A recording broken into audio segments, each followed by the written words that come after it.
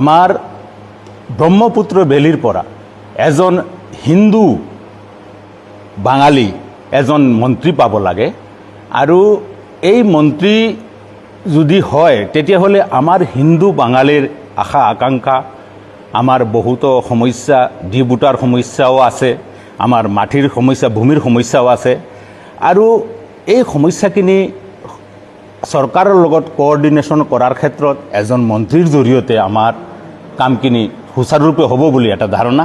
আমি বংগবাসী অসমীয়া আৰু সেই ক্ষেত্ৰত আমি চৰকাৰৰ প্ৰতি তথা দলৰ প্ৰতি আহ্বান জনাইছোঁ যাতে আমাৰ বাঙালী হিন্দুখিনি সদায় ভাৰতীয় জনতা পাৰ্টীৰ প্ৰতি এখেতসকলৰ মতদান কৰি আহিছে আৰু ভৱিষ্যতেও ধাৰণা যে এই বাঙালী হিন্দুখিনি ভাৰতীয় জনতা পাৰ্টীৰ প্ৰতি এখেতসকলৰ মত থাকিব, ভোটদান থাকিব। ব্ৰহ্মপুত্ৰ বেলিত বঙালী ভোটাৰ প্ৰায় ৪৫ লাখৰ ওপৰত বঙালী হিন্দু বঙালী ভোটাৰ আছে আৰু সেই হিন্দুসকল ভোটাৰসকলে আমি জানো যে 95% ভোটাৰ ভোট বিজেপি দি আছে আৰু আমাৰ এই হিন্দু বাঙালীৰ এই ভোটবিলাক যেতিয়া আমাৰ পাই আছে সেইটো কাৰণে আমাৰ এটা ন্যায্য দাবী যে আমাৰ ব্ৰহ্মপুত্ৰ বেলিৰ পৰা কমচে কম এজন হিন্দু বাঙালী মন্ত্ৰী দিব লাগে। এইটো আমি CMক আপোনালোকৰ জৰিয়তে CMক জনাবলৈ খুজিছোঁ।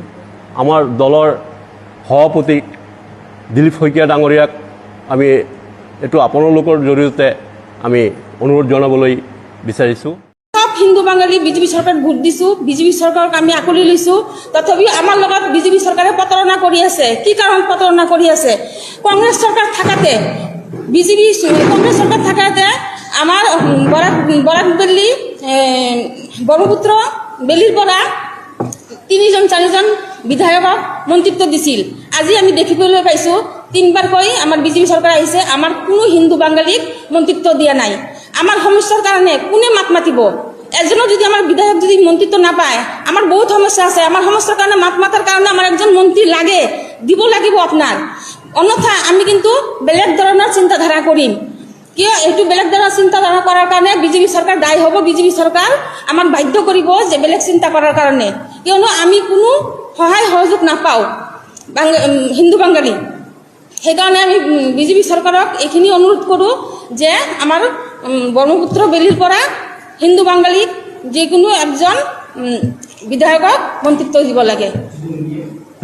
নিদিলে আমাৰ কোনো বেলেগ ব্যৱস্থা কৰিব লাগিব, বেলেগ চিন্তাধাৰা কৰিব লাগিব। আমাৰ প্ৰথম সমস্যা হৈছে 1 নম্বৰ ডিবুটাৰ সমস্যা, 2 নম্বৰ বসুন্ধৰাৰ সমস্যা, 3 নম্বৰ আমাৰ নাগৰিকত্বৰ সমস্যা। এইবিলাক আমাৰ জ্বলন্ত সমস্যা, এইবিলাক সমস্যা আমাৰ সমাধান কৰিব লাগে।